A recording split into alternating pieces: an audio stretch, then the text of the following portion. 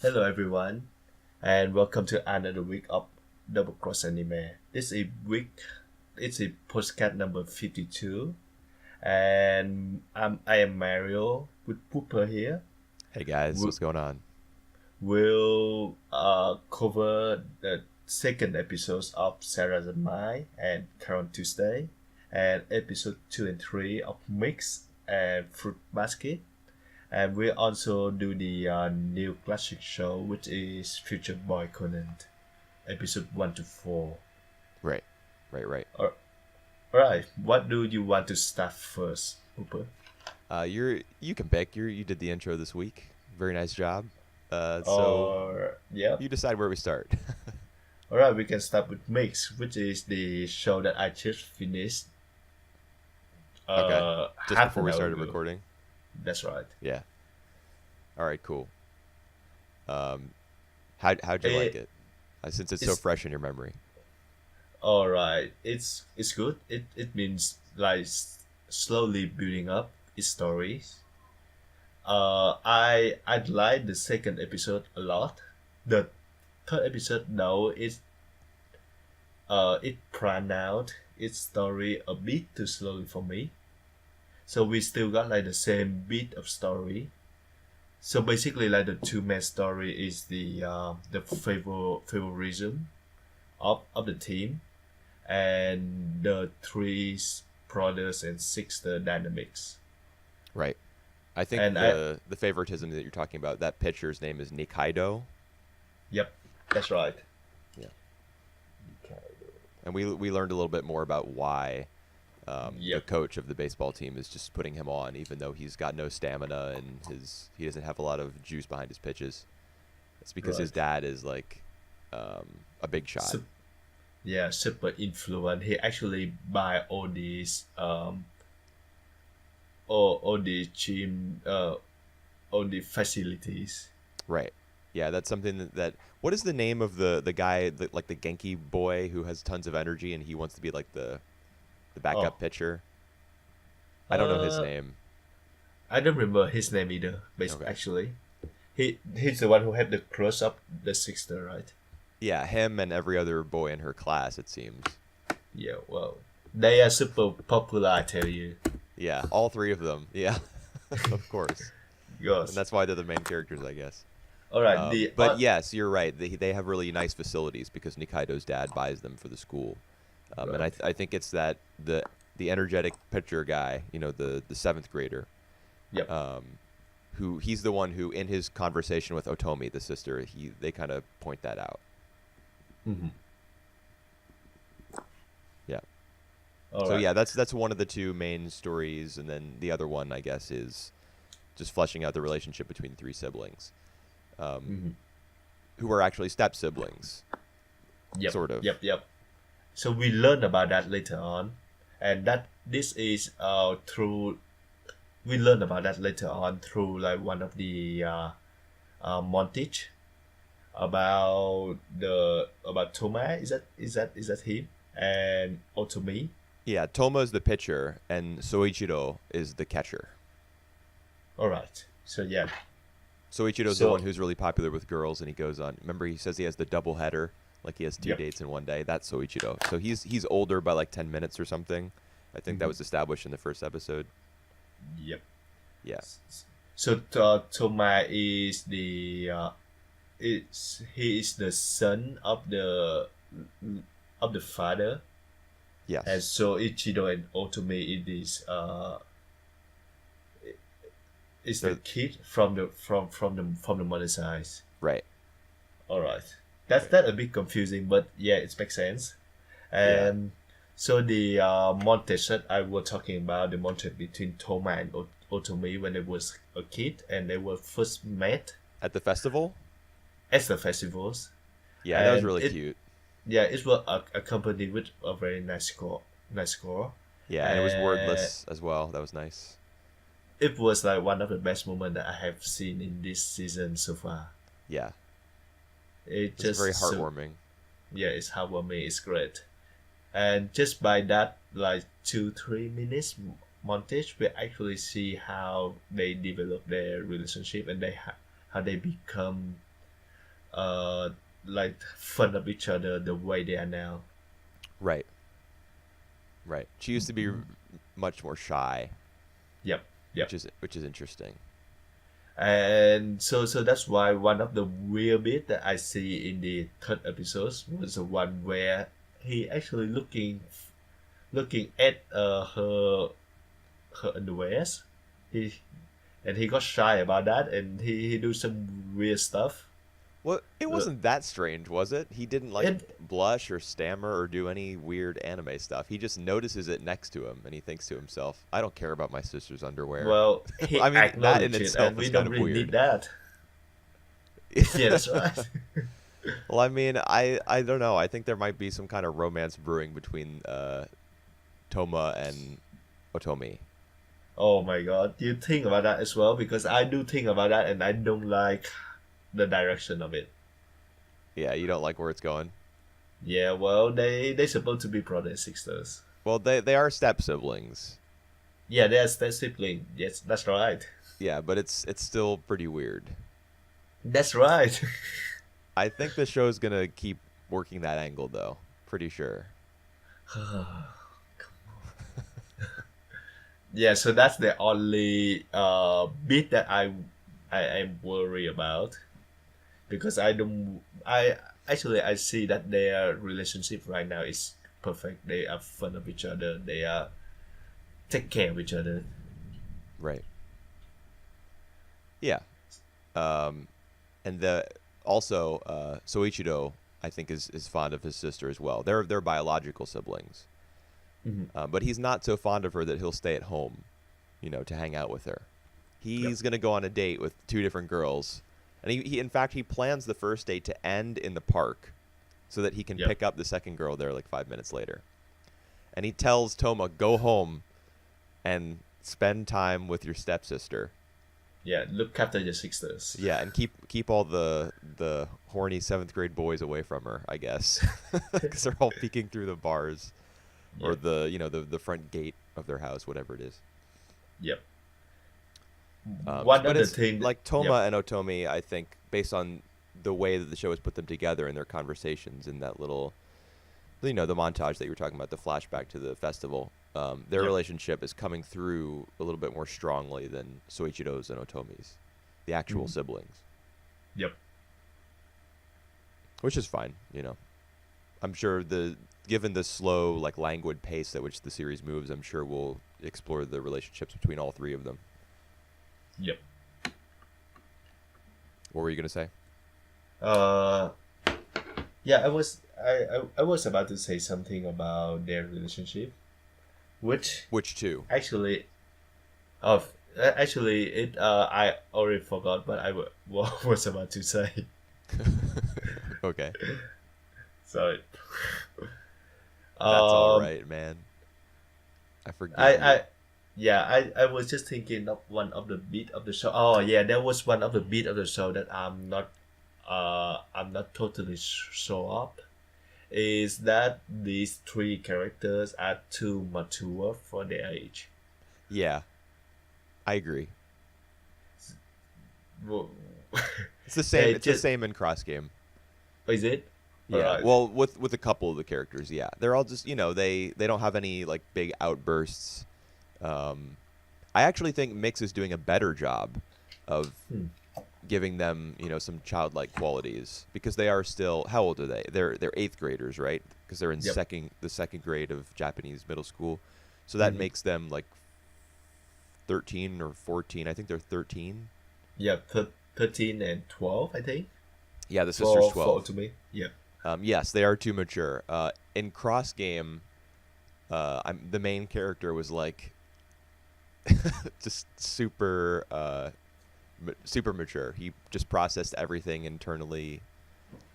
It was crazy. But he was also, I mean, I can't get too into why that is. Yeah. For fear of spoilers and stuff. Not Mhm. that it really matters. But in Mix, like the way that Toma gets kind of mad at his brother for bossing him around, and Mhm. how Soichiro is kind of like pestering him and nagging him and stuff. That I see as a little bit of their childishness coming through. Otomi, on the other hand, is like she's like the sage. Well, Nothing bothers her, and she's always giving us information, like via her conversations with the seventh grade pitcher boy. yep. She's like a fount of wisdom, So she is far too mature for her age, and the guys probably are too a little bit. Right. Yeah, but That's gonna continue if, based on yep. what I know about this this author. That's going to Yep. persist going forward. But this is the middle school part. So hopefully, once we get to high school, there won't be as much of a disconnect anymore. They'll be acting a little bit more, or rather, they'll have been aged up. So if they continue to act the same, there won't be as big a gap between their age and their actions. Yep. So talking about the actual baseball match. So Toma, the club, so they all know that Toma have a really good skill in terms of pitching, Yeah. but because of the favorism, he was in the third base, I think. Yep. And that so far it's good, but we will see that it will become a problem later on.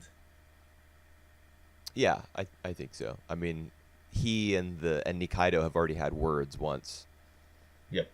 He says you're not going to be here for much longer, and then Nikaido is essentially threatening to talk to the coach so that Tomo, he'll get iced next year as well.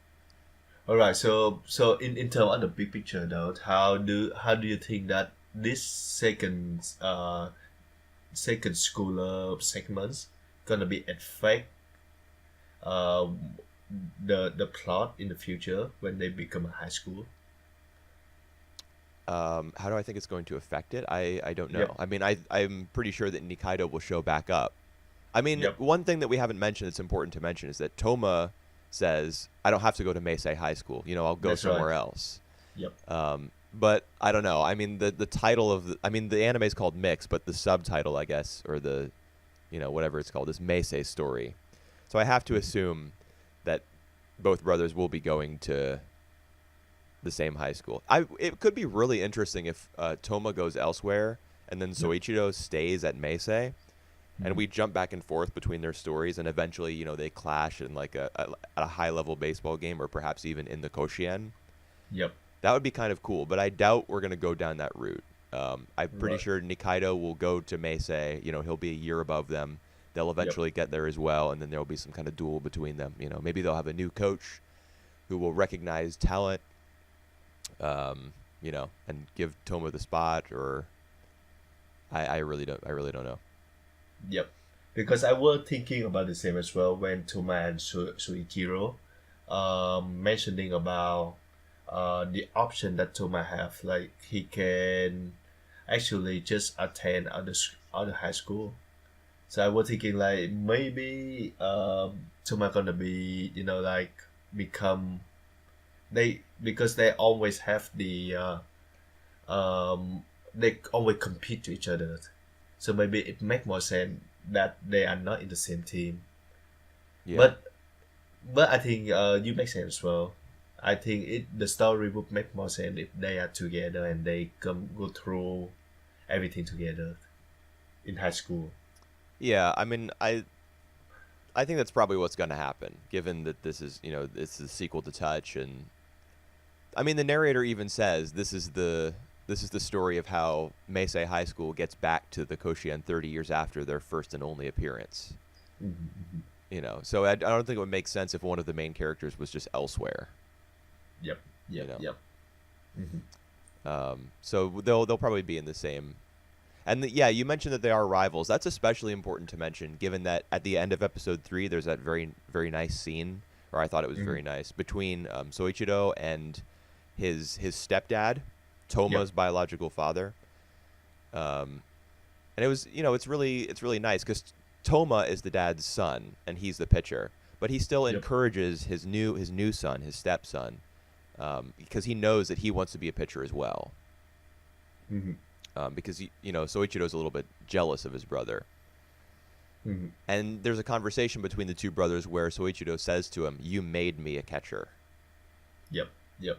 Like, they Take perhaps, responsible for that. yeah, perhaps the two of them competed, and even though Soichiro is the older one, Toma is more, more skilled. He can pitch more quickly, maybe more accurately, and so Soichiro became the catcher for the pair of them. But he still wants to be a pitcher as well. So I mean, the fact that they both want to be pitchers would make it really interesting if they went to separate schools. Though I don't know if that's gonna happen.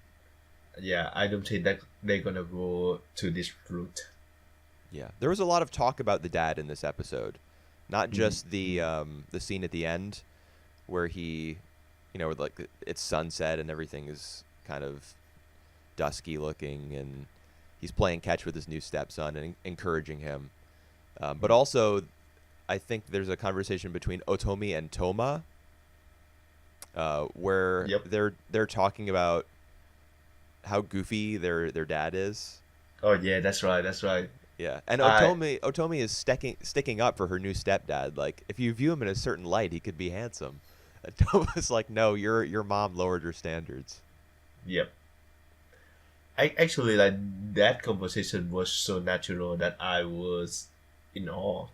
I was actually really I enjoyed it a lot. Yeah, me too. So that's the feeling that I look for from yep. a story like this. So that's one of the best strengths in Mix right now, is that they have a very natural relationship to each other, provided that Toma and Otomi don't go into don't like each other romantically. Yeah, well, I mean, we'll see what happens once the hormones have already kicked in at this point, but we'll see what happens when we get to high school and everything. They're raging. Oh God, yeah, that's gonna be. I don't want. I just don't want another version of Usagi Drop. Usagi Drop? What are you talking about? All right, they are they are family. They're not supposed to love each other romantically. Oh no, you're talking about the manga of Usagi Drop, which does not exist. Oh yeah. It's only the anime. It's just urban legend. Right. I mean, I think an age gap of 1 year is a little bit more healthy than 30 or whatever it is in Usagi Drop. Yep. Oh my! But they was raised from the same family. They was raised when they was young. Yeah, from the time they were like 5-ish years 6. Old. Yeah. Yep. Yeah. I mean, I would say that's I'm uncomfortable with that concept as well. However, I do think that if Mix is going to approach it, then this is the right kind of series to do it, just because it's not going to be packed to the brim with tropes. So that at least is nice. I mean, it's true that he sees his sister's underwear hanging up outside to dry, but he doesn't get hearts in his eyes about it, or he doesn't think, Baka, why are you looking at your sister's pantsuit? Well, not yet. It's not gonna get there. Yeah. What another thing? Like really enjoyed these 3 episodes, the first 3 episode Mix, and I think that we have like one of the better story out there here. But another thing that I worry about Mix right now is how far it's gonna be adapted from the material. What you mean? Because the manga's not finished? Yeah, I've seen the manga not finished, and I don't know is a 1 core or 2 core, or like how many episodes are we gonna have? I'm guessing right now that it'll be 2 core. 2 core. Yeah, I mean, Cross Game was 50 and Touch was 100. Yep. So I don't know. It's ongoing, so I'm thinking 2 core, and then they just perhaps they refresh it after like 6 months or a year or something once there's more material. Right. I don't know. Because it would benefit better if the longer it have. Because this is the kind of story that really long and really slow building. Yeah, we're still in the prologue, and I don't know if there's any end in sight and it's been Yep. 3 episodes already just for the That's prologue. that's right. That's right. That's what I'm afraid of too. Yeah, All we'll see right. how they handle it. Yep. Let's get to the next show since we actually run a bit long in Yeah, a this little one. bit, 20 minutes. Yep. Let's pick one that won't take long to talk about. Which one would that be in your estimation? All right, fruit basket. Since you you don't have your note on Yeah. fruit basket. I'm exposed. I took a page worth of notes for these 2 episodes and then deleted them somehow. They're gone. I don't know. So I'll just work from memory. Or he just bluff it, you know. Oh, because I don't have anything to say, so I'm That's like right. lying. Yeah. Yep. Well, I mean, you start us off, and then I'll see if my memory gets sparked. All right. I still think that the episode 2 and 3 of Fruit Basket are what we was looking for since the premiere. So it focused more about Toru and Yuki and Kyo. So Yuki is the rat and Kyo is the cat, and Toru see their size, so their personalities, so see more about them basically. Yeah. Um, what they are good at, their personality trait, and their What they're vulnerable, their yes. vulnerability is that the word? Yeah, vulnerability. And That's right. apparently, like at the end of episode 3, they kind of work together. They kind of see How do they each do that? other. I can't remember. What do they work together to do? So the rat, what his name, Yuki, actually put the rice with is that radish? With the rice, the bowl rice into Kyo mouth. Huh? Remember? No. Alright, do you remember Toru make some of the rice bowl? Yes, I remember that. And she puts chives in it. Oh, chive, yeah. And remember that in the end, Yuki take one of the rice bowls and feed Kyo. Yeah, even though Kyo hates chives. Yep. How is that working So together? He was torturing him by feeding him food that he thought was disgusting.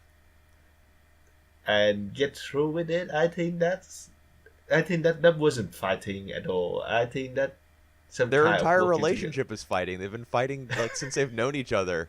They're misaligned, like fundamentally based on the zodiac. They're not going to start cooperating now. We're in episode 3. I was thinking it was some kind of like acknowledging each other for some reason. Huh. Okay, well, I Uh, mean, if I had a stronger memory, I mean, I watched these just yesterday, but then I worked a 10-hour shift and I forgot everything. So,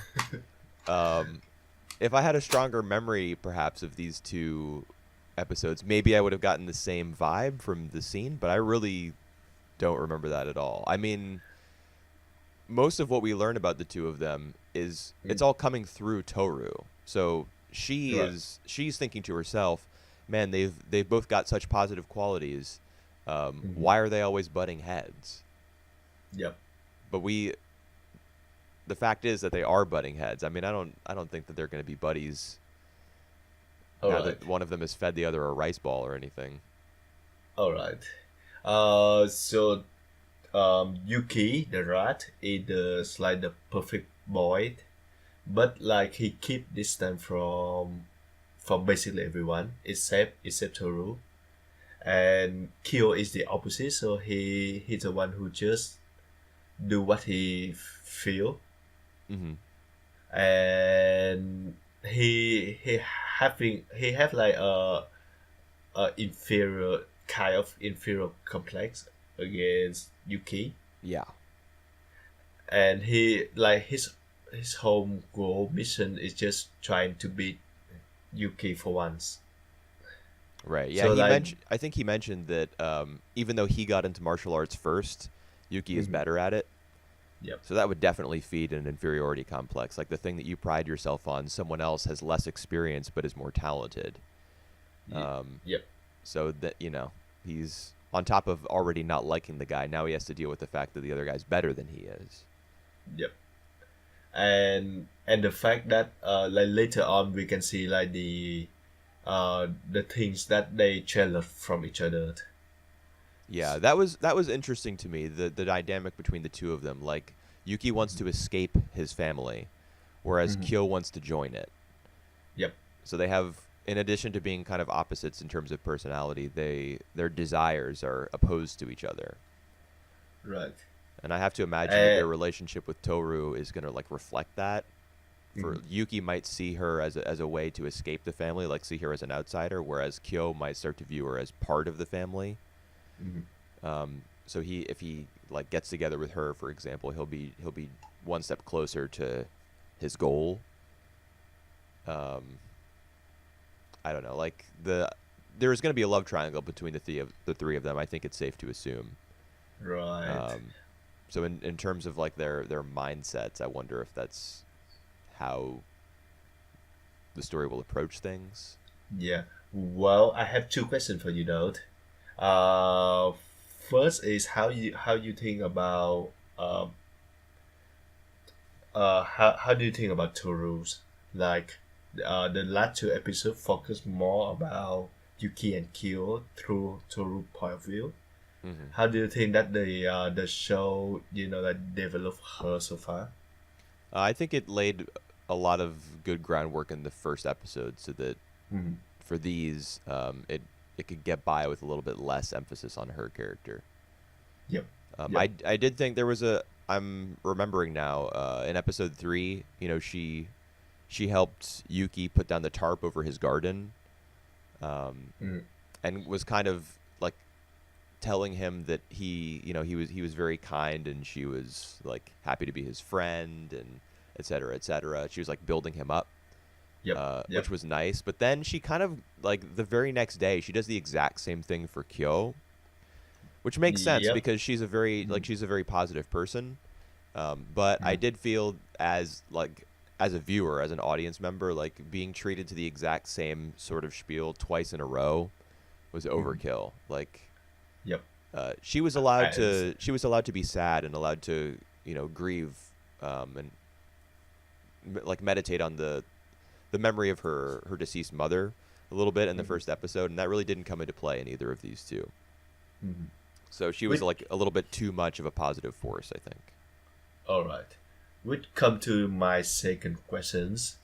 Do you think that the story between the cat and the rat ended now, or do you think No. that's gonna be spanned out for the rest of the series? Yep. It's gonna keep going on and on. They're gonna be rivals in martial arts. They're gonna be rivals in for entrance Uh, to the Zodiac all 12, right. So whatever. Rivals for Toru's heart. It's all gonna right. go on and on. So how others Zodiac's member gonna join then? Is I this don't know. like an episode, like few episode focus about them, or is it like they just keep adding up on the base of the Yuki and Kyo now? I don't really know. I mean, this is a reverse harem series, so I assume that more boys are gonna Show join up. up, and yeah, and each one will probably have an episode, and then Right. Huh. Toru's heart will go like Doki Doki, but then they'll For kind of fade into the background, and Kyo and Yuki for will pop up again. huh. All right. For all I, 12 of them, or for all 13 of them actually. well, I wonder if all of them are men. I think that based on like Huh, the theme right. song, I think Yep. some are women. All right. Because we have a weird female characters who is speaking in foreign language, German. German. Yeah, the one in the hotel at night, right? Right. Well, And that makes her sound kind of skeevy. She's just hanging out in all the right. lobby of a hotel. Right. Do you think she's one of the Zodiac's member? Yeah, I probably She, so. she ought to be, right? Yeah, But although she is speaking German, yeah, I wonder so what they do. I don't know. Maybe Asuka in Evangelion speaks Yep. German. All Um, right. not all the time, but she like one of her parents is German and one is Japanese, so it might be a similar situation here. Huh, right. Maybe she understand Japanese all the way, but she just try to test or she just try to mess with with Toru. Right. Honestly, I think that was just like the author making the character's entrance as quirky as possible. And she's Yep. gonna come back because Toru like leaves behind the flyer for the cultural festival when Yep. she runs away. Yep. And German girl picks it up, so she'll be back. Right. Right. And then there's All another new right. character right at the end of episode 3. Is it? Yeah, there's a girl like peeking out from behind a tree who asks, is Kyo here? And she's wearing a cat backpack, so she's obsessed with cats. I just thought she was one of. Did she ask for kill? Yeah. All right. Because I was thinking she was some of Yuki crush, but yeah, I was wrong there. No, it looks like Kyo has a fangirl as well. Welcome to the fan club. Where's Toru's fan club? I'll join. All right. She's cool. All right. I'm a cat person, so yeah. You're in the Kyo fan Not club as Kyo, well? no. Just No, cats. not Kyo. Just cat. Well, then you would have loved this episode of Sarazanmai. Right. Yep. So let's get to that show then. All right, this is the cat episode. Oh, seriously, it was crazy, and seriously, I don't know what to talk about Saramanda. um, I told you that I'm confident about blocking it, but the fact that it just arrived, and it's so weird that I don't even know what to talk about. Yeah, the thing with the cops in this episode, in the middle, Yep. like the post credit scene in episode 1, that being like kind of their own isolated space in which to be incomprehensible, was okay. Yep. Because it's just like, oh, look at Ikuhara go. He's there's cops, they're beating a taiko drum, and there's a whole bunch of symbols and stuff flashing across the screen. They're talking about desires. All right, that's all well and good. This time it's in the middle of the episode, and you don't know what the hell's going on. I was totally All lost. right. It's something All about right. that criminal who like skins cats.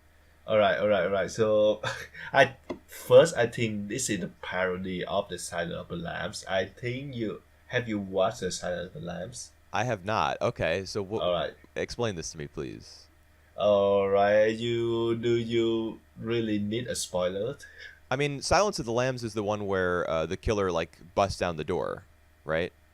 Nah. All right. Silence of the Lamb is about the killer who like to kill the victims and skin them in order to get the skin so that he can have the perfect skin, so the perfect female bodies. Is Silence of the Lambs Here's Johnny? Here, Johnny. Here's Johnny, or whatever he says when he. So I is think that the yes, one with that's the one. Jack Nicholson?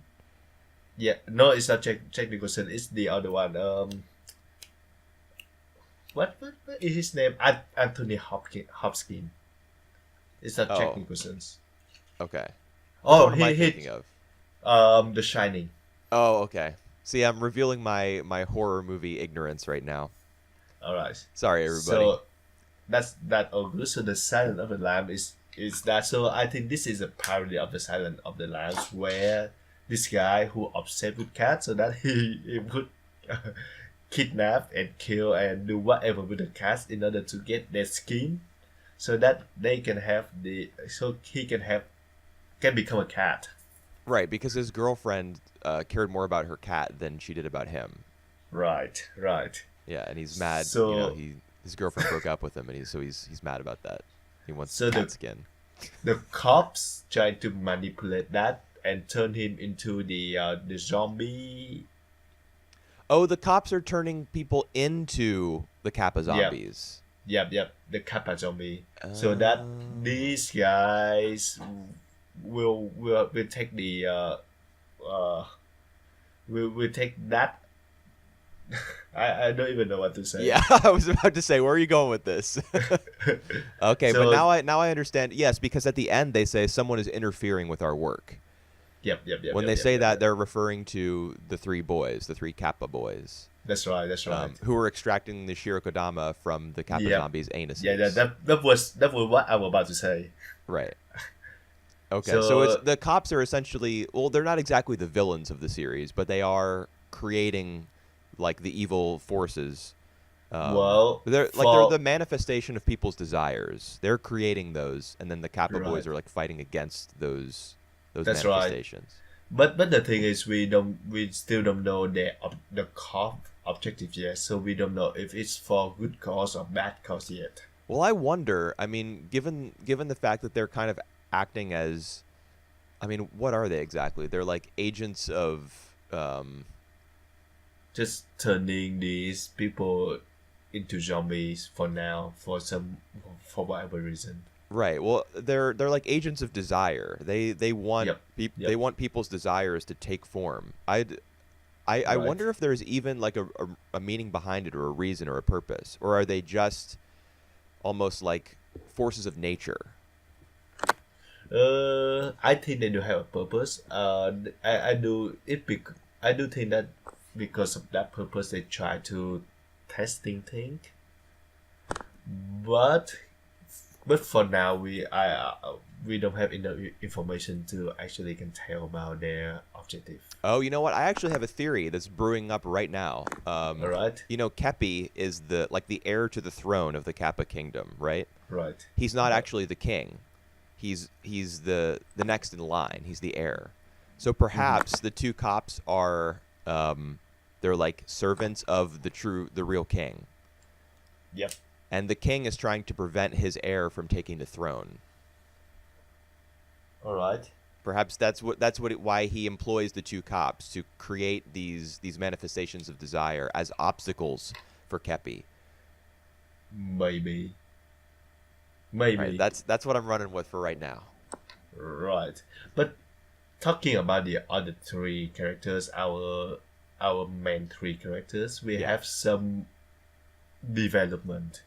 Let's just say that right there. Yes, although not as much as I was expecting, to be honest. Is it? Like, All right. yeah, a lot of it is still revolving around Kazuki's cross-dressing Yep. and Kuji's or Toy. What do you want to call him? Like the dark-haired guy with the freckles.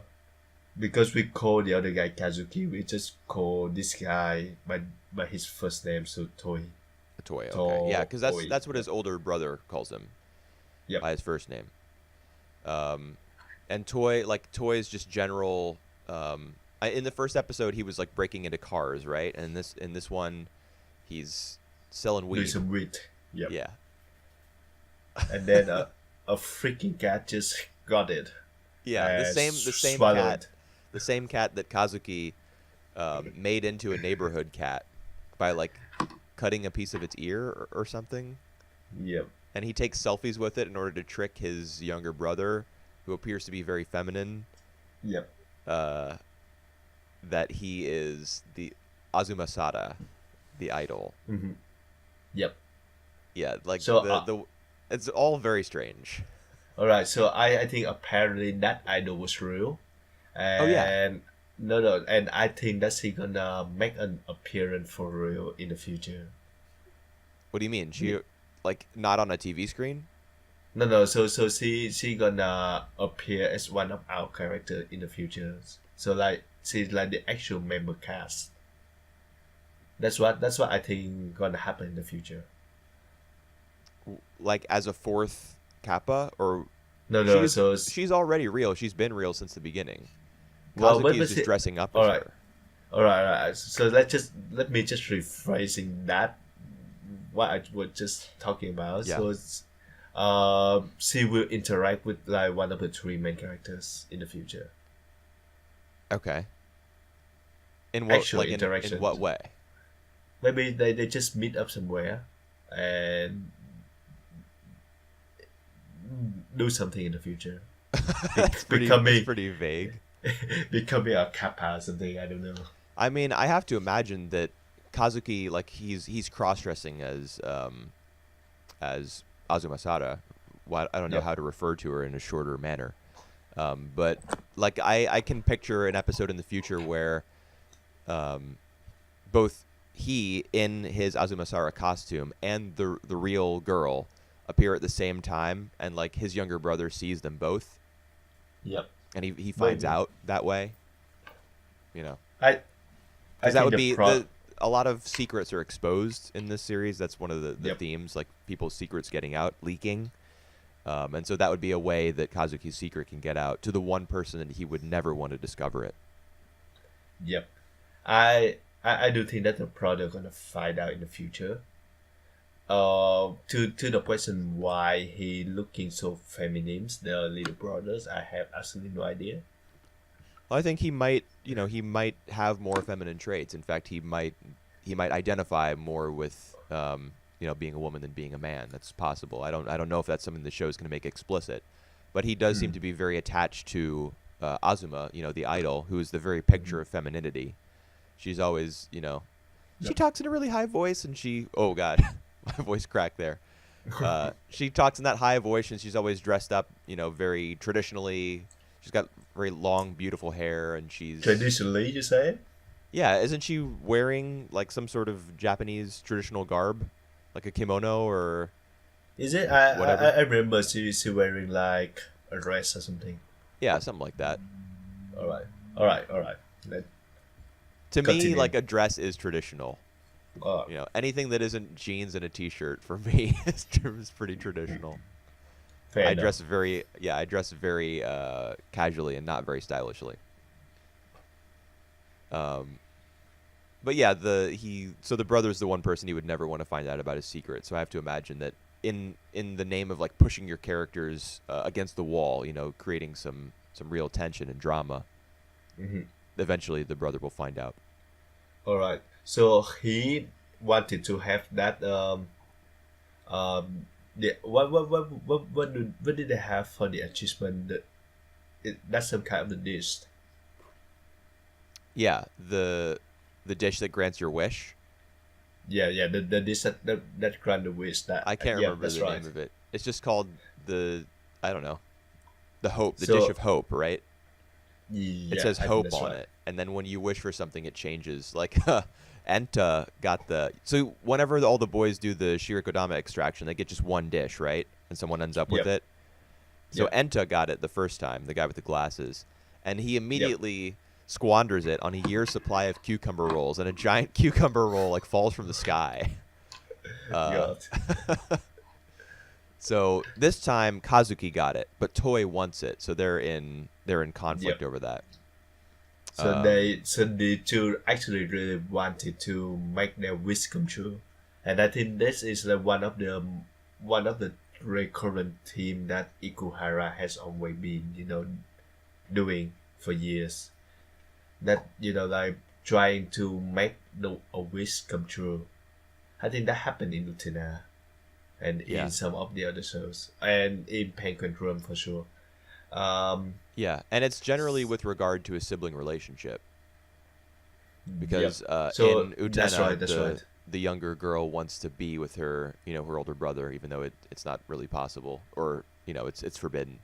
And then the boys in Penguin Drum want to cure their sister's Yep. illness. Yep. And in Yep. this Yep. one, both Kazuki and Toy have wishes that they want to grant to their siblings. All right. I remember the reason for Kazuki, so that he want to have Haruka. But whatever the reason for Toy. Well, we see a scene with his older brother in this episode. Oh yeah. That's right. That's right. The older brother takes the boat because they're both at the port or nearby Yep. the Yep. Yep. port. We don't actually see him get on the boat, but then that it cuts to the next scene and the boat is leaving. It's heading into the distance, Yep. and there's some kind of exchange about money, like Mm-hmm. they're working together as criminals, I suppose. And then Toy Yep. says, "I know a way that I can get some money," and the brother's like, "Okay, well I'm counting on you." That's right. So that's why he's selling weed and getting it stolen by really fat cats who eat it and then poop it out because the bag of weed that he takes at the very end after they've gone through the whole Kappa process, Yep. he gets back. You can see him with the bag, so the cat has pooped it out. So this furthers the anal fixation of the series. Yep. And talking about thematical consistencies. What about it? Oh yeah, yeah. Oh, Just that so there's the one more on top of everything else. yep. What did So you think we about the got amusement park? the amusement park. Yeah, remember when they're chasing the cat because they both need the cat for Yeah, different things. Kazuki needs to take a selfie with it, and you know, right. Toy wants Yep. to get the bag of weed that it's eaten. All right. It goes into the amusement park, and they have to go in, but they have to hold hands, and Oh, they're dressed as bees for some reason. yep. Did you see that they had like little bee Yeah, ornaments I on did. their outfits? What like, and they go on roller coasters and stuff, and they have to hold hands the whole time. What's the deal with this show? Well, It's so strange. I think it's just weird. It's just like being weird. But I really loved all the amusement park scenes because they were so like the backgrounds were so layered. Yep. It wasn't just, Uh, like just one background the character slapped on top of it. It looked like there were 5 different layers to what was going on. mm, There'd be the characters on top, and then whatever it is they're walking on, like the sidewalk. Then behind that there would be some sort of ride, and then through the gaps in the roller coaster, let's say you would see like a cotton candy stall, or a line of booths somewhere in the back, and then you got the sky even behind that in the background. So it like all those shots were just so like densely layered. It was crazy. yep. So I thought that I was like nice. those shot too. And yeah, let's get to the very last moment of the episode 2. After the credits, After the credit, I think after the credit, yeah. where we see some shit got the fan, some shit hit the fan. I wouldn't describe it as shit hitting the fan. It's just Enta Alright, kissing the boy that he likes. kissing the girl that he like in Well, the it's girl dress. Alright, you he knows that it's Kazuki knows. because they've He already had like knows. the secret leaking thing from episode 1 where they learn each other's secrets. I just think to myself that like Ikuhara doesn't beat around the bush. Yeah. Yeah, he kisses him. He's sleeping. He's taking a little nap there on the steps in front of the beach or something for whatever reason. Why, like, if you're dressed up as a what is she exactly? A celebrity? If you're dressed up as an idol, why would you take a nap in the middle of like you that's your secret. You don't want it to get out. What the heck are you doing? Right. But it was a nice surprise, and I really like it. What, the kiss? The kiss. I don't have any I particular opinion on it. all I right. thought it was kind of weird to Be- bury it in the post-credit scene. Yeah, well, because I didn't expect that happen too soon, like right in episode 2. Yeah. So that's So, that's Enta. so that So we know that Enta's gay. yeah, Perhaps. so that He could be actually like bisexual, changed. or maybe he's Yeah. Azuma Sara sexual. He So just that likes it when actually Kazuki dresses up. That's right. Well, that actually changed the whole games, regarding their relationship, their chemistry. So I really like to see how he continue with that. Yeah, we'll see. I mean, Enta is the one of the 3 characters. Enta's the one who we know the least about. His Right. whole story with getting the box with the gun in it, Yep. what didn't really leave much of an impact on me. Like, I can't even remember what it was that he was looking for because he got his box mixed up with toys, Something. but I don't Toy, remember what it was that he wanted in his box. Like, I can't don't remember. even care. you don't even care. I don't even care. But think of the symbolism, man. The symbolism. We have got like ton of symbolism this time to cast to actually bath ourselves in it too many. Right. Speaking of that, I heard from some shows that until after episode 4 that we will really understand what the show is about. So we're gonna have like 2 more episodes for Ikuhara to basically mess around until like episode 4. I mean, I think I know what you're talking about. There was a comment made on Twitter by some member of the the creative team, who said that we won't understand the essence of the series until episode 4, something like that. All right. Is that right? Yeah, I think that. Yeah, that's right. That's right. Yeah, but I mean, he's on the inside. He doesn't have the most neutral view of things, because he's helping to assemble the final product. Whether or not it'll all make sense, quote unquote, by episode 4, or whether we'll understand its essence, that's for us to judge. Mm-hmm. All right. And but I don't think that the formula that we have right now gonna be changed though. So like I think each week we're gonna see these 3 kappa trying to get the Shiri Kodama out of some zombies. Out of some zombies' ass. Whether it's that's Don't right. Don't forget.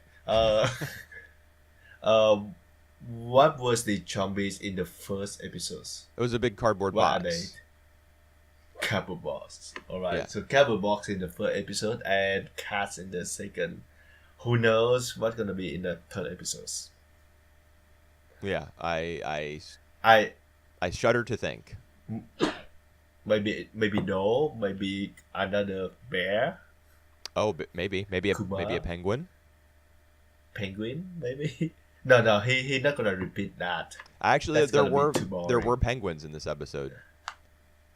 Is it? Yeah, all right. I don't didn't remember know. exactly where. Like, I didn't take a screenshot or make note of a timestamp or anything. But there was some sort of like lamp post or some sort of pole with a bunch of penguins on top of it, like the 4 cardinal directions and the 4 sub directions, with a penguin on top of each one, just as like a shout out. All right. So after 2 episodes now, you see like this episode is how is it compared to the first episodes? Similarly confusing. Also Alright. very very fun. Same as the first one. Yeah. I think it's You still great. like it? Yeah, it's awesome. All right. I think it's awesome too. All right. So do you have any other notes on the show before we move on to Carol Tuesday? No, I'm good. All right. So let's move on to Carol Tuesday. Okay. Let's do it. A nice show. It's all right. I really love the OP and ED Yeah. of Carol I especially love the ED. Hold me now. I'm finally fulfilled. It's so groovy. I love the way the characters are like swaying back and forth as they're walking. You can see like Carol's hips kind of moving back and forth, like she's strutting. Yep. It's awesome. I like the visual of the OP. Yeah, me too. As well. Me too. Although, like, I don't know. I'm kind of underwhelmed by it in the sense that we know based on the intro to every episode that there's going to be some big climactic moment, like the 7 minutes that change Martian music forever. The OP is content with just cutting it off at one of their street performances. Like it doesn't hint at anything grander in terms of like the kind of story that the OP tells. Am I wrong? All right, because it's too core, and because I think that the 7 minutes performance that changed the entire planet will happen in the second core. Yeah, but all of Watanabe's series have just the one theme song for both cores. That's right. That's absolutely true. I mean, Well, we will wait and see then. Sakamichi and Zanki no Terror were each just one core only, but his other 3, just the one theme song. But yeah, Right. it could change. How- We'll see. You're right. Yep. How do you think about the about Caron Chop? Is it Caron? Sorry, Tuesday. No, Carol Odd is Job. Carol's the black girl. Oh, sorry. So Caron Ochop. Yeah. Like crying at the one where she has to funeral. laugh at the funeral. Oh yeah, not laugh, cry. The one where she has to cry at the funeral but ends up laughing. Yep. I thought it was really strange. I wonder if that sort of thing exists in real life. All right. I tell you now that is in real life. It it's does? like it actually it's not a common practice, but it is quite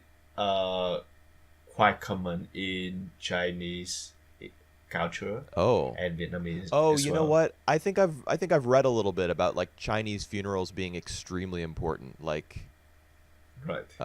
in fact, aren't Chinese funerals like after the the ceremony and the burial? Aren't there like parties thrown Yeah. in order Well, to kind of play up party. the importance and the event of that person's passing? Yeah, yeah. Party is the. It's not the right word. It's like just like the meal. So like they it's a gathering. It's not really a party, so they don't have fun when they doing that. Oh, I thought I remembered reading something. I mean, maybe it wasn't China. It could have been a different country, but I remembered reading something about like day, like almost a celebration, not of the person's passing, but Oh, after their oh, death, they would like it would become a big event, and the community would be all together for like days. dancing and stuff. All right. I honestly, yeah, Oh, like a parade or something. I could be misremembering or all of this horribly. That's mhm. possible, but Yep. anyway, as far as So Carol's job, yep. it was kind of. I thought the butterfly. I thought the way they set it up with the butterfly like fluttering around Right, right. the minister or the priest, whatever he was. The way they set that up, Yep, in order for the payoff to come later, I thought that was pretty smart. yep. All right. How do you think about the performance? The yep, It was the performance at the whole. yeah. Is that the hall from the little intro, the 7 minutes? Is that where it's going to be? I I don't think so. No, I don't think so. No, Huh. no. Okay. Because I kind of got that. It seemed like the same color to me. It was like kind of a golden color to everything. Yeah, but Mm, I mean, for it to be shown already, this playing at this venue might just be like a stepping stone for them on the way to whatever big moment is promised at the end. yep. Um, Hmm. how did I feel about the performance? It was fine. I thought the lyrics of the song were they were a little better than before. They had changed a little bit. Yep. So they're working on the song. That's nice to see, because we're All tracking right. their evolution as musicians. All right. So what I mean was how do you compare to the same performance last week? I mean, it was more Bec- polished. I would say it Yep. was better. All Um, right. Better. did I like it more? Yeah, I think so. Yep. And it Well, was cool that it got recorded, in terms of how that moves the story along. yeah. Well, I would say the same. That I prefer this one better. You got the Uh, sound of the grand piano in there as opposed to just the keyboard. right. That's right. And I still like the visual. So like the butterfly bit that you mentioned, I like it. I actually like also the hawk. Yeah, the little owl alarm clock thing. Oh yeah, out here. Yeah. That's cute. It actually looks like So it's like from a totally different series because a lot of the yeah. shots of Carol or Tuesday, like they're very particularly lit, and a lot of Mhm. detail is packed into each of their designs. But the owl looks very very simple, Right. which I kind of like that contrast. It gives him his own personality. Yep. So I still really like the visual that the show have. Uh, I d- I think the story itself is quite a bit uh simple, straightforward. Yeah, two girls trying to make it in the big city. We've seen this before. Yeah. Yep. And there is a guy who actually doing the voiceover. He actually just drink his way to death. But before doing that, he actually listened to that music and he just wanted to to become their manager. So it's like a kind of story that yeah we all know before. Right. You're talking about Gus, the guy with the yellow Yep. little shock of hair on top of his head, the tank top. Yeah. That's right. Yeah, he finds their address. That was kind of creepy. So he contacts Roddy, the sound engineer for DJ Ertegun. Mhm. So a bunch of we got a couple new characters. We got Ertegun. Was it just me, Oh, or did his name look like Pitbull on the screen? You know who Pitbull is? Ye- Yeah, yeah. That like he's a I know rapper and a people is pop and a producer and like a pop artist. because it actually it does remind me of people in some point of the show. So I think you might be right. Yeah. They I mean they literally I mean his name is Erdogan, so perhaps that's what was written on the screen and it was just in a particular font that made it look like the word Pitbull, but it definitely looked like that. Uh Yep. and all he does, all that guy does, I assume, is just play music from a laptop with a bunch of pyrotechnics at his shows. So maybe his character is a Uh, means of commenting on like how music has evolved to a point of artificiality. yeah, to the point of manipulate the feeling just based on the sound, Right. the computing computer as well. Yeah, and then we got the So other guy, the AI guy. yeah. So is it the girl is Angela, Is that her name? the girl The who model? the models? I don't really. I'm not sure that her name Angela. I just got here in the character list. Oh, you have it pulled up? I was just gonna pull it up. Yep, her name's Angela. How do you think her role in the story? So she gonna be their rivals? Perhaps. I don't know. Like we didn't learn that much about her in this episode compared to what we already knew from the first one. She wants to break into the music biz. That's it. Mm-hmm. I mean, we get the scene of her singing, you know, doing the little Yep. the vocal runs, the chords, while she's being poked and prodded by some machine, and the AI guy is like, Yep. yes, I'm gathering data. Yes. It's just kind of, I don't know. I don't feel as though we learned much about either of them that we couldn't already infer from just their brief introductions.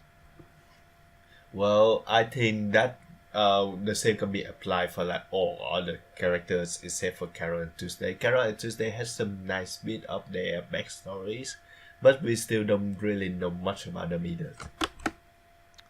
Yeah, I guess not. It's two cores, so there's plenty more to learn. But Yep. we get little bits of information, you know, here and there. Carol is like, "Oh, you have one of those black cards with no limit." When she's actually asking about her allowance, so she knows, you know, we know Tuesday's a rich girl, and we know that Carol's just going from job to job. She doesn't know her parents. She was like resilient even as a small child. When people tried to pick on her, she just kicked them. Mm-hmm. So good, Yep. good for her for sticking up for herself. But the main character progression, I suppose, in this episode was the introduction of Roddy, the sound engineer, and then Yep. Erdogan. I guess he's going to be important somehow. He seems to be Oh. bisexual. I don't know how that'll factor into the show, but he flirts a little bit with Roddy, and then he goes off for his lunch date with that really Oh yeah, dolled yeah, up yeah. looking woman. Yep, I noticed that as well. Yeah. Guess what? There is one character named Spencer. Yeah, but he didn't show up in this episode, right? Right. Right. All right. So how do you feel about Carol and Tuesday after 2 episodes? It's good. I mean, I am judging the show quite keenly, I would say. With every episode, I'm like, make the most of it, you know, because this is Watanabe on a gigantic stage. This being a Netflix series, so lots of just average Joes who are not that into anime are going to be putting their eyes on this just because it's on Netflix, you know, and their algorithm will make it pop up for some people. But I would say it's fine. There are going to be lots of little stories. You know, the thing with Angela, the thing with Tuesday's mom running for president. Do you remember when they go into the big city and they see that news broadcast, the interview with her mom? Yep, that's right. That's going to factor in somehow. You know, Gus has joined the party now that he's the manager. You got Erdogan doing some Erdogan stuff. I don't know, Pitbull, whatever. Still too early to say anything, right? Yeah. I mean, I'm enjoying it. It's not it's not blowing me away. You know, this is not Sarazanmai, Mhm. All right. but I Well, like it. yep. All right. I basically have the same feeling with you regarding the show. Nice. Um, Visually, it's pretty good. Yeah. Um, Musically, like the sound, the score, the music, it's exceptional as well. But the story is still a bit straightforward for now. So hopefully, I want to learn more about these characters. Yeah, I mean, and we will, I assume, unless they Yep. disappear for the next 22 episodes. I just hope they don't repeat the same thing for 20 something episodes. So this girl just running around, and I don't think that is the case though. Well, no, definitely not, because everything's about to be changed with the appearance of Gus. Maybe yes. I think that's a yes. I mean, maybe not. They won't become overnight sensations, but they're going to work their way towards becoming, you know, like a group or a band instead of Right. just two girls who are chilling together inside their very nice-looking loft in what is supposed to be like a rundown area of Alba City. Hmm. Like Tuesday's apartment is people would literally murder each other for that in New York. People would All right. people Yep. would kill for that sort of like loft setup. Yep. Well. Yep. And she's supposed to But be we talk. hopping from job to job. There's no way, you know. Well, we're talking about Mars now. Yeah, I guess I maybe. Yeah, that's true. Maybe like Mars' economy is so prosperous that even the lower class lives in that kind of really nice setup. But I don't think so. I Yep. think it's just meant to look attractive. Like the Right. cast of Friends, the sitcom. That was a bit Yep. of a joke about that show. That like even though they were all none of them were super wealthy, but they all had really really nice apartments in downtown New York. Yep. It's kind of a similar thing here. Right. All right. So, Moving on. yeah, we're moving on to the last show, to the classic show. Mm-hmm. Our first four episode of Future Boy Conan. Mm-hmm. The the show made by the legendary Miyazaki. Yeah. I don't know. I don't know if this was his first directing gig, first TV All right, directing, but I think it let's was. let's me have like the very quick look. I mean, I know he did a lot of layout work under Takahata for like World Yep. Masterpiece Theater stuff. A little bit earlier in the 70s. This is 1978, I think. I think this is probably All his right. first time as a director. And then Cagliostro, the Lupin movie, was like the year after this. All right. From what I see from Wikipedia, again, the source that you a source that you know of my trust. Oh, Wikipedia must be He's trusted. all right. All right. I trust you then. All right. He's a co-director with Takahata in Lupin the Third Part One in 1971, Oh, yeah, and yeah, then yeah. he self-directed a pilot of a never realized TV series named Yuki-san. We never heard of that actually. And then this is his next project. So basically, it's like the first big one that he directed Oh, alone Lupin would be way bigger than this. while Think about. co-directing. Oh, yeah, I guess for him just to be doing it on his own, or rather, Yep, for him to that's right. hold that title himself. Yeah, directors don't do anything on their own. Right. So Future Boy Conan, you know what one show that remind me of this show off? Nadia. Yeah, that's right, Nadia. Yeah, for sure. So Also, I think Nadia Laputa. take a lot of inspiration from this one. Laputa. Yeah, Laputa as well. Yep. Yep. Yeah, I was getting all sorts of Nadia and Laputa vibes from these episodes, which is good. Yep. How do you like the first four episodes? They're good. I think they're fun, and Yep. although they move along pretty slowly, like We haven't been to Industria yet, even though we've seen 4 whole episodes out of 26. Yep. There's always like a sense of adventure. Yep. Around every corner, there's going to be some new creature or just something new for Conan to stumble upon and be amazed by, because he was brought up on an island where there was just literally only one other person. He doesn't know what a girl is or what one looks like until one washes up on shore in the first episode. So the fact that he has like stars in his eyes about everything is like new and exciting to him, kind of makes the series feel new and exciting. Right. I actually kind of impressed by the show first episode when he was fighting against the fish, The white nose, they called it. the white nose. Yeah. That actually took a lot of directing and a lot of animation Yeah. in order to do that one, and it's great. Like I can see like Miyazaki put a lot of effort in like every single frame, every single bit of the stories. Yeah, he and the animators and everybody Alright, else. he and the animators. Yeah, right. Although I'm sure, You like were right. knowing what I know about him, I'm sure that he had a hand in the animation. Like Yep. on his Ghibli stuff, he redrew tons of people's work. Like he drew an insane amount of cells. In Mononoke, for example, he had like 10,000 or something absurd like that. Probably more, I don't know. Yep. But yeah, the fight against the shark, the white nose, was pretty cool. Like it was very imaginative. The layout of the undersea ruins and how he kind of cornered himself only to swim up and dropped a load of rocks on it.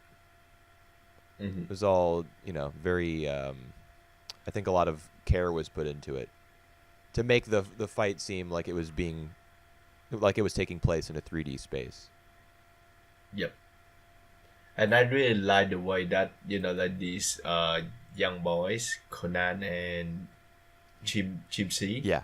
later on, they do like all the drinking and smoking, and like actually it's refreshing to see it now. That's refreshing to you? Yeah, I well, mean, he's smoking. That's literally the opposite of refreshment. all right, right. For what I mean is, for now they kind of ban all of these like underage smoking Yeah. on screen. So it is kind of refreshing to see one actually does that on screen Yeah. for comic relief.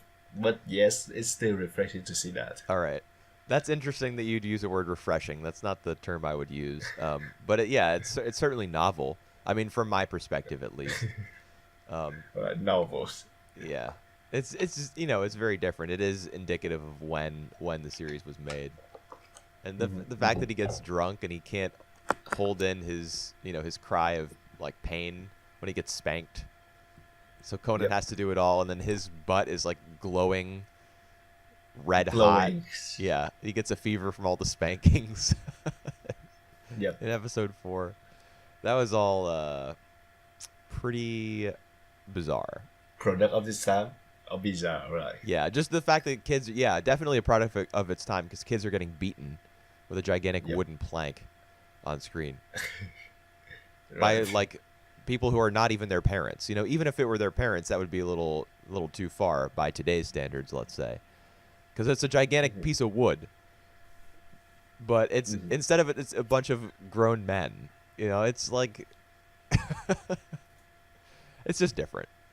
But it's fine because it's all in service of like the two boys growing closer together and Jimsy learning to be less self-absorbed and helping out a friend in need. It's all a setup for that. But actually, the adults trick both Conan and Jimsy. Remember, like they said about like 40 spanks, and they actually did one on Jimsy. Oh yeah, 41. So 41. Yeah, but that one didn't Conan count didn't know because he cried out. Oh. They said you have to do it without crying out. All right. But I also thought that As soon as they said Yeah. you're going to get 40, I also thought, wait a minute, that's 41. That's right. I enjoy other characters. So we have Lana, the Hmm. girl, Yep. who is I think you supposedly mean Nadia. yeah, Nadia with the red outfit. Right. AKA Sheeta Uh, from Laputa. yep.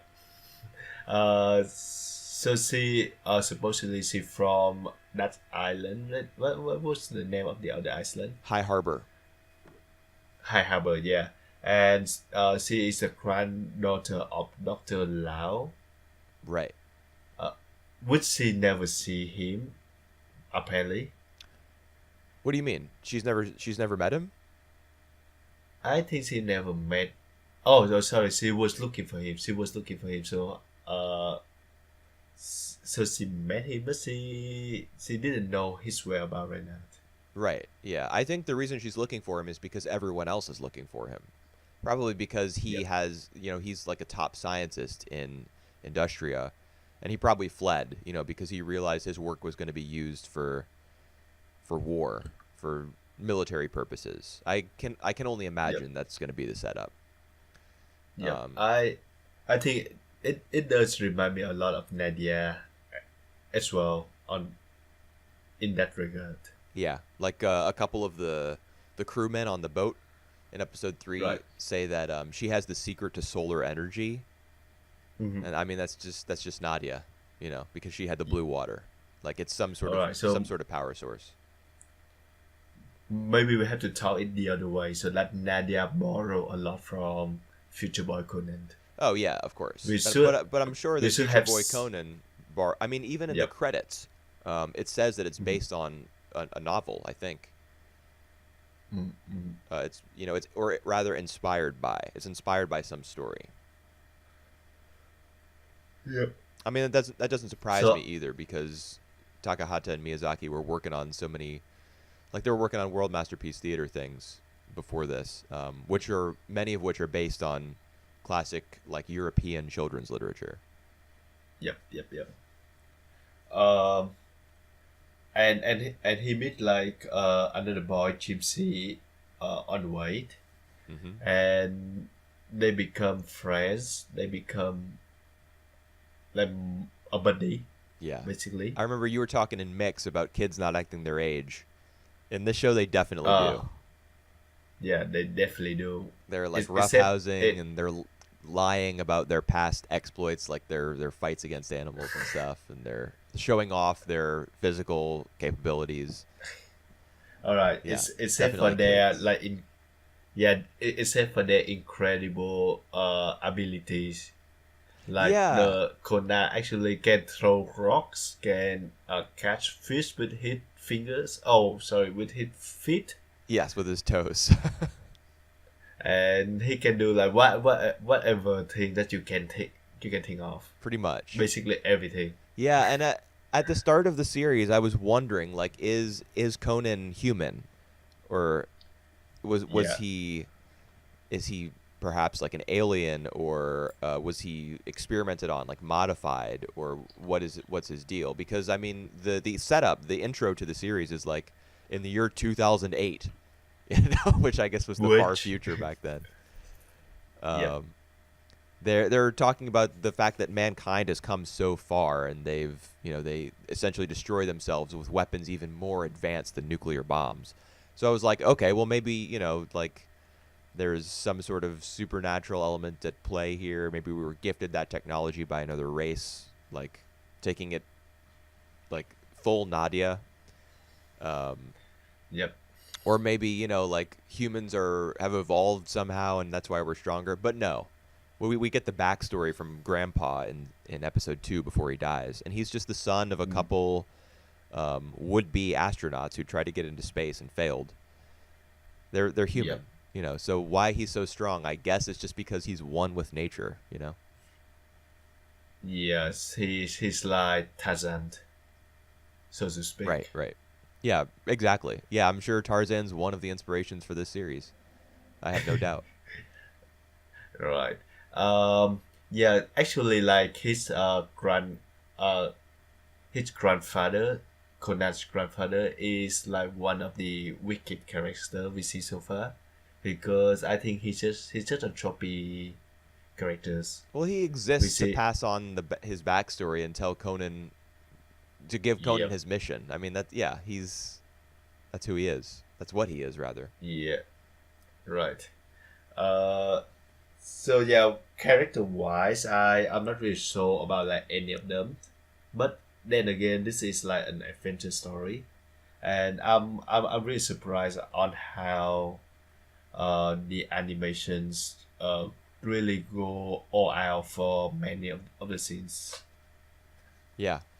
Conan running is always fun because it's got the like really quick pitter patter of his footsteps, and Mm-hmm. it's not just like a few frames of him, his legs moving and a scrolling background behind him. He's like really moving through these environments. That's right, So there's a and lot of. it's reminded. Go ahead.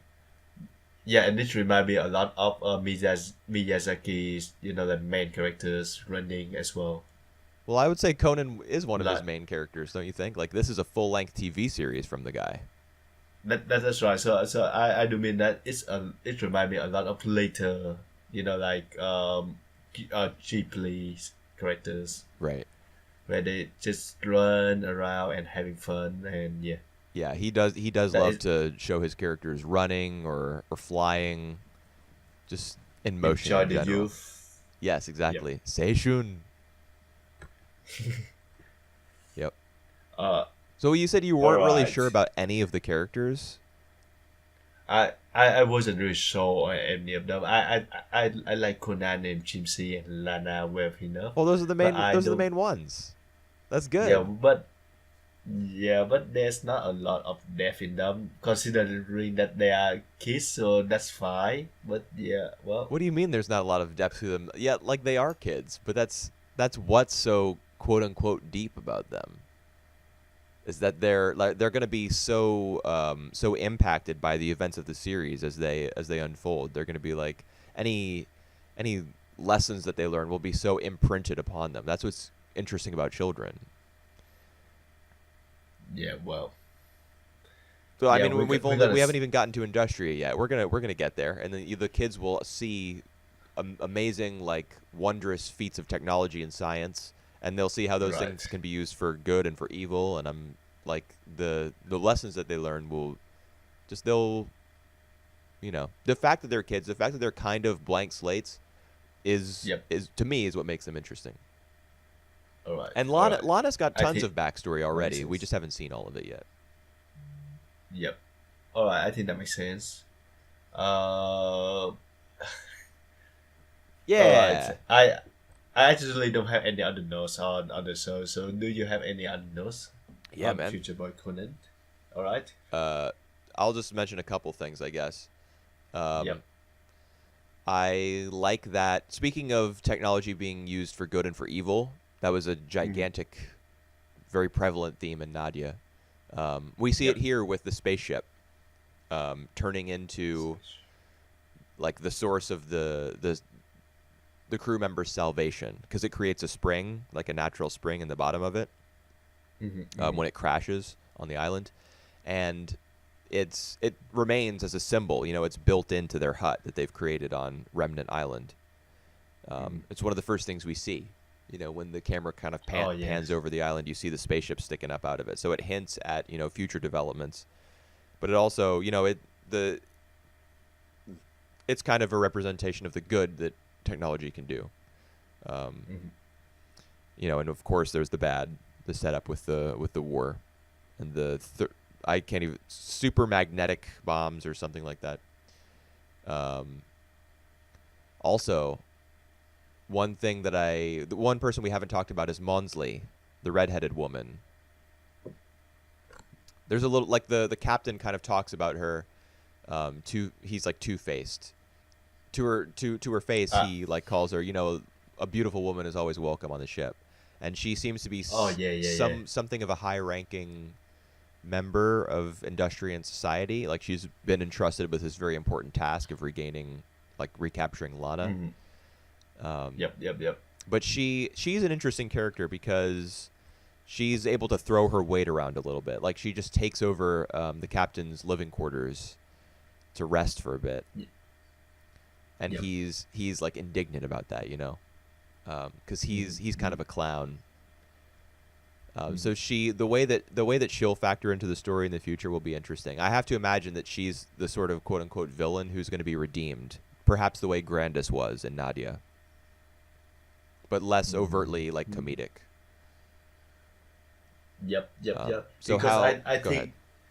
yeah, because I think she reasonable enough. She just now have like a very strong ideas, a very strong point of view about catching Lana now, and I think that might be changed when like Conan trying to rescue her. So yeah, I think that could happen in the future. Yeah, it probably will. I mean, the trope of like the soldier who casts aside his weapons and decides to, play for the other team, so to speak. I'm guessing that's going to be her because she is something of a soldier. She's like an agent of the Industrian government in one Yep. capacity or another. If she's been given this mission, that's about it, I guess. I like that the two characters communicate via seagulls. Yep. Lana has given one of them a name, Teki, Mm-hmm. and they can each talk to it. Like it's a little bit convenient, but Yeah. it illustrates that both of their characters are connected to the natural world. Yep. So that reinforces one of the major themes of the series. Mm-hmm. And I guess that's about it. Yeah. All right. How do you feel about these first 4 episodes of Future Boy Conan so far? I liked them. I thought they were fun. I thought there was a lot of neat animation on display. And I do like Yep. cell animation in general. Just the look and feel of it, I find Mm. very appealing. This All right. this story itself, yeah, I think it's good. I think it feels a little bit familiar, but that's just because I've seen what's come afterwards and has been inspired by it. Yep. All right. Since we mentioned that show a lot, how would you compare the first 4 episodes of this show and the first 4 episodes of Nadia? I think they're pretty comparable. Mm-hmm. Like in terms of what I get out of them and how much I like them. I mean, I don't remember everything from Nadia's first 4 episodes. I remember the first Right. episode. It's the one with the flying machines, like the flying machine competition in Paris or something. Mm-hmm. And then the two of them escape and they go back to John's house, Yep. where his then racist they left. grandma or his aunt is like, no, don't let that brown girl in here, or something like Yep. that. Yep. And then they leave, and Yep. I can't remember exactly what they do or where they go. But eventually they join the crew of a ship, Yep. as Mhm. do Conan and Jimsy. So I'd say there's a lot of similarities, and they're both Yeah, pretty fun. and that the first ship that they got into is the military ship. So it got shot down later on by our ship. What is the name of our ship? Neo. Oh my The god. Atlantean submarine, or what was the name of it? I don't remember. Oh my god. Our memory is so terrible. All right. We watched it a But long yeah. time ago, man. It's Nadia, not that long time Secret ago. of And, Blue Water Submarine. and we talk about that every week for how The many Nautilus? months? Nautilus, yeah. All right. Yep, that's right. That's right. Yep. Yeah. Now it's all coming back to me. Yep. Yeah, and now that I'm looking at Nadia's Wikipedia page, I'm remembering that it was based on a concept from Hayao Miyazaki. Oh yeah. It says that wow. right here. Yeah, yeah. I mean, So It's- maybe this this so- is the one. of course, it's based on a concept by Hayao Miyazaki. Nadia like screams Miyazaki, and we have Future Boy Conan as proof of the kind of concepts that spring from his mind. Right. Yeah, but I do enjoy it. I'm looking forward to watching episodes 5 to 8, which I guess we'll do next week.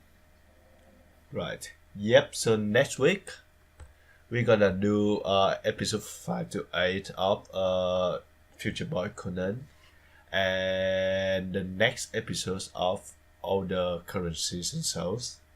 Uh, Starting from in May though, we're gonna take a month off, so gonna be 4 week off Yep. because both me and Whooper gonna be busy for a while. Me especially Yeah, where are you gonna gonna be? be away for a while. Oh, in Europe. In Europe? Where what are you gonna do there? All right, watching movies basically. Yeah, I gotcha. I, so, yep. I hopefully I gonna review some movies when I there. We might have to throw up another link to the blog once you get back. Everybody can read your impressions of those films. All right, hopefully. All right. Thanks for that. We good? Yep, and make sure to tune in next week so that We can say a We- proper goodbye we before we gotta disappear for a month. right. We before we take like a holiday, a summer vacation. Indeed. All right. Thanks for listening, everybody.